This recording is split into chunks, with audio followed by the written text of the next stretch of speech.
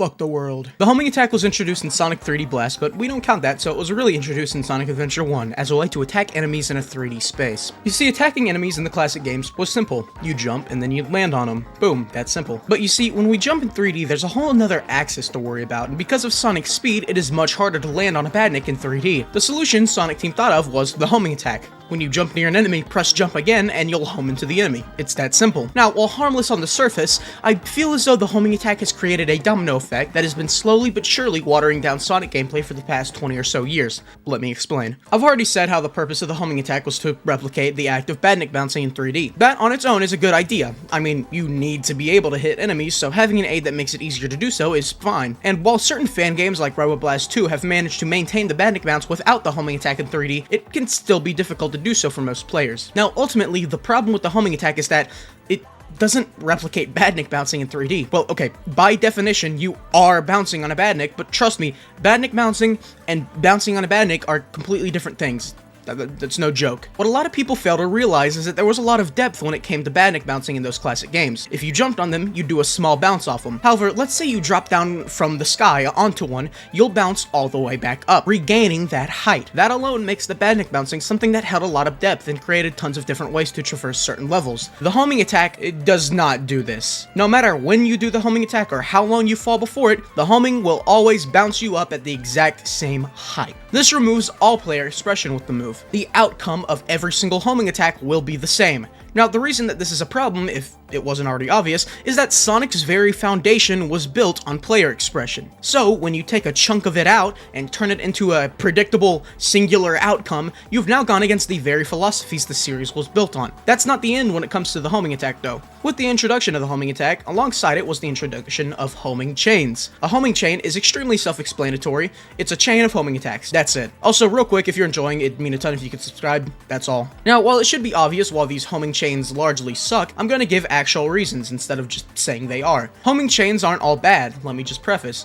In moderation, homing chains can be fine. A simple enemy to a spring to get you to the next area isn't the worst thing ever, it's really not. However, the games don't use them sparingly like this. Levels are often padded with homing chains to a disgusting degree, sometimes taking up around a full third of the level. The truth is, homing chains act as replacements for actual platforming. As homing chains kept being used, actual platforming went down. Instead of jumping up a couple of steps, you now homing attack a badnik on each step. It completely babies you now to the point where it essentially does the jumps for you. What used to be actual rewarding platforming has devolved into pressing the A button over and over. You can't just remove platforming from Sonic. Now, I'll actually defend Adventure 1 and how it uses homing chains, but only a little. Sonic Adventure actually has some of the most and worst homing chains in the entire series. Sets of up to 5 badniks in a row, put there for you to homing attack without any variation. The only thing that makes me somewhat defend this is that the game has a saving grace. A lot of homing chains are placed in areas where you can actually avoid them. There may be 2 platforms separated a decent distance with homing chain fodder, but most of the time you can just spin dash jump and actually make the jump on your own without any homing attack assistance. And it's not just another option for the sake of another option either. Spin dash jumping over these gaps are usually always faster because you aren't constantly stopping and going due to the homing attack. A lot of homing chains seem to act as baby gates essentially. If you aren't good enough to make jumps, then sure, bitch out and use the homing attack. But you're given an option to at least avoid this and do actual platforming. Not that there aren't instances of pretty unavoidable homing chains throughout Adventure 1, it's just I felt that it'd be unfair to not at least point out the fact that a good amount of them can be navigated around. Another thing that the Adventure games as a whole had going in their favor was aiming. You see this a lot in SA2 and 06, but certain homing chains will have a higher level of play to them, as you can turn Sonic after homing attacking. The first example I can think of is you have to do this to get the Golden Beetle in Metal Harbor, by waiting a second so you can turn and then homing attacking. This, while it doesn't add a ton, still adds depth to the homing attack, something that later games lack except for a few very small instances. Sonic Forces has a bit or two where you could turn during a homing chain, but it feels like absolute shit to do and is in a game with arguably the most amount of homing chains ever. Also, this one enemy from Sonic Frontiers has you do it. That's it. Aside from these very niche instances, there is no skill involved with performing homing chains. It is always just push A over and over. And this is why I really hate homing chains. I mentioned it earlier, but all they are replacements for actual platforming. I'm not sure if you guys know this, but like, platforming is actually kind of fun. It's why people love Mario. It's why Sonic became a thing. Making these jumps, no matter how simple, feels satisfying. You may not notice this, but even jumping over a small pit can feel good, even if it's not very challenging. And obviously, once platforming challenges get more complex and difficult, they feel even more satisfying to complete. Homing chains are not satisfying. Unless you find the same robot blowing up in the exact same way 30 times satisfying, homing chains are not satisfying. They also do not range in difficulty at all, because again, it is just pressing A. Normal instances of platforming when you're moving around and making precise jumps challenges the player because they have to put actual thought into their action. Because of the variety of the platforming sections themselves and the difficulty range of them, getting through each one feels rewarding. Homing chains don't have this. They do not range in difficulty. They do have variety, actually. I will give them that. Sometimes the chain will be Badnik, Badnik, Badnik. Sometimes it'll be Badnik, Spring, Badnik. Sometimes it can be Spring, Badnik, Pulley. But all of this variety is really just an illusion, considering regardless of what objects they put in a homing chain, it's still just pressing A over and over. Also, not to mention that with each new game, the rebound animation that plays keeps taking longer and longer for some reason, which just increases the amount of time spent homing attacking even more. In the modern day of Sonic games, the homing attack serves no purpose anymore, and it exists because of a problem that wasn't even fixed. Yeah, remember, all of this was supposed to be a workaround for Badnik bouncing in 3D, a problem that, mind you, wasn't fixed, because this shares zero properties or philosophies with Badnik bouncing, except the face value definition. What started out as a poor man's fix of an issue turned out to be the first domino in the domino effect that led to the lessened importance of platforming, and larger focus on automation replacing actual level design. Now, real quick, I do want to give kudos to a certain game.